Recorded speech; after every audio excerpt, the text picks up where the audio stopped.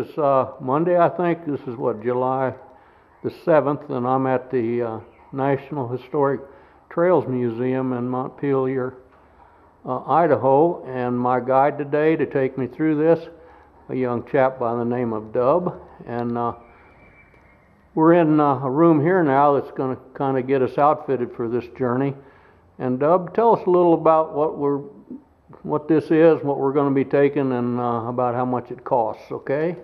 Alright, well, this is the Studebaker farm wagon. It costs $100. It weighs 1,500 pounds empty, and you can put 1,500 pounds of your food and personal belongings to go to Oregon. Now, the first 1,000 pounds will be food. Alright, now, you will need a critter to pull this fine wagon with, right? Yeah, and I would say the way to go would be racehorses, right? No. Oh, that's wrong? We're not going to use racehorses? No. Well, we'll get there quicker, Dub. What are we going to use? We're Probably. Use oxen. Yes, it'd have to be oxen for a number of reasons, right? Yeah, there's probably over 100 good reasons to use oxen, Okay. but there's 4 major ones. Now, the first one is, yeah, they're strong, they're stubborn, and as long as you lead them, they'll follow you until you die, they die, or you stop. And, now, what do you think the second reason is? I don't know. They have endurance. We know that. They're docile, and they're stronger than ox. Well, Did I get close? Kinda. Well, they don't have to stop and graze on the trail like a mule or horse. They have 4 stomachs, so excuse me. They can eat in the night and the morning and be fine all day long. I didn't know that. Oh. Now, the third reason, and probably most important reason to folks, is cost. A good mule or a horse will cost you $40 to $60 a piece, or an ox is only going to cost you $20 a piece. Pretty good cost savings, huh? Sure. Yeah. Okay, and I guess they can go farther on less water. That's another thing too. I don't know. Maybe not. Okay, so we got our wagon. We got a Studebaker wagon. We're going to hook up. How many oxen are we taking? We're going to take 2 or 4? Well, we're going to take no less than 4, but no more than 6. Okay, so we got some spares if we need them, and we'll run them today, and the other ones we'll do tomorrow, and so forth. Is that how it works? Something like that. Yeah, okay. Well, Dub, so far we're doing pretty good. I'm going to shut this down now and let you take me on the rest of the tour. I sure appreciate the time you're spending with me today, son. Thank you very much. Yeah. Okay, folks, this is July the 8th, and I'm on US Highway 30 in the upper reaches of Bear River Valley, and we're just going to do a 360 here so you can see how absolutely remarkable this valley is. At the point where I'm standing now, it's probably about, give or take 4 miles across the valley. Agricultural. The main crops here being, I believe, barley and alfalfa. Many of the immigrants commented in their diaries and their journals about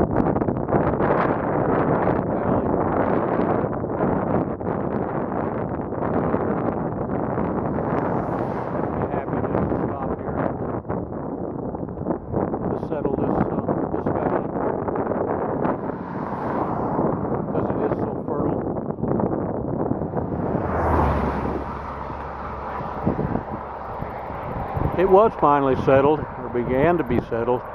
Most of the little villages I'm coming through now, the dates on their city entrance signs are the mid to late 1860s, which of course is well past the big wave of immigration. The trail, we can't see the swales. Well, maybe a little bit. right here in the field. You can see the earth there, and you can see a little bit of a groove across. So we're right next to the ruts of the old National Historic Trail called the Oregon. I'm just going to do another short video.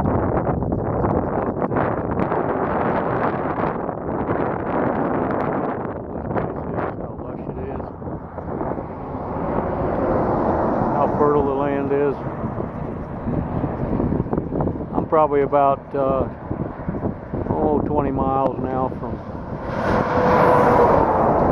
one of the most prominent historic landmarks along the old Oregon Trail,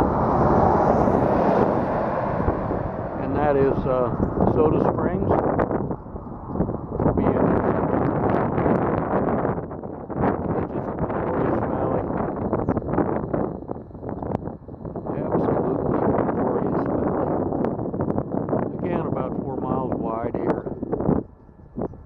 Standing along US Highway 30 and the old trail ruts. The old Oregon Trail will be along the edge of that field down in there somewhere.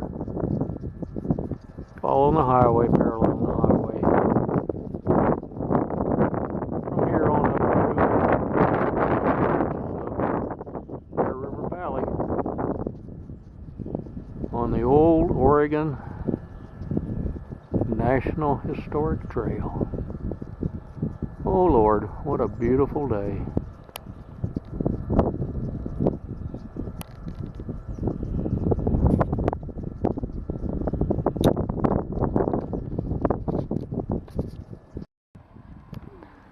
Good morning, this is July the 10th, and I'm standing on one of the fairways on the Oregon Trail golf course in Soda Springs, Idaho.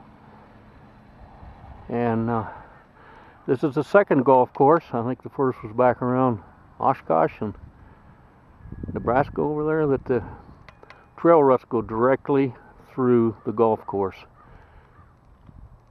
Just a magnificent place. Magnificent place. So I'm going to swing around here now and you can see what I'm talking about. Just spectacular. These are some of the finest ruts being maintained anywhere. Look at this. One of the finest ruts being maintained anywhere on the Oregon National Historic Trail. And let me get the little guide that Michael Erickson gave me. He's the pro here. Let me get it out, and you can see here I'm standing, that's the number 4 green there, and the ruts are going right here between number 4 green and number 8 fairway. Isn't that remarkable? Thanks, Erickson, Michael Erickson, for letting me come out here this morning. They got the juniors out playing, and he said just stay in the tree line going down there so you don't get beaned. What a day, folks, on the Oregon National Historic Trail. Amazing. This is July 10th again, and I'm on the shoulder of US 30. Looks pretty much like any other place on US 30, but this mountain right here, this rock, is called Sheep Rock. And right at the base of that hill is the Bear River. And at this point it turns abruptly south that direction and empties finally in the Great Salt Lake. It's the only major river in America that has no outlet to the sea. So the immigrants left the Bear River Valley here, and they turned right at this point, where that outcrop of rocks that you can see over there, they turn north toward the River. That's the direction of the trail of 1845 according to Francois. I'm just staying on 30, which is better known as the Hudspeth Cutoff. And I'll be going over, hiking on into Lava Hot Springs. I should be in there this evening. It was one of those cattle pots I've been talking about. So I could follow the trail north here and follow the ruts north here, but I'd end up just turning around and coming back to Lava Hot Springs. So I'll be taking the cutoff here, going on through the hot springs and on into Pocatello.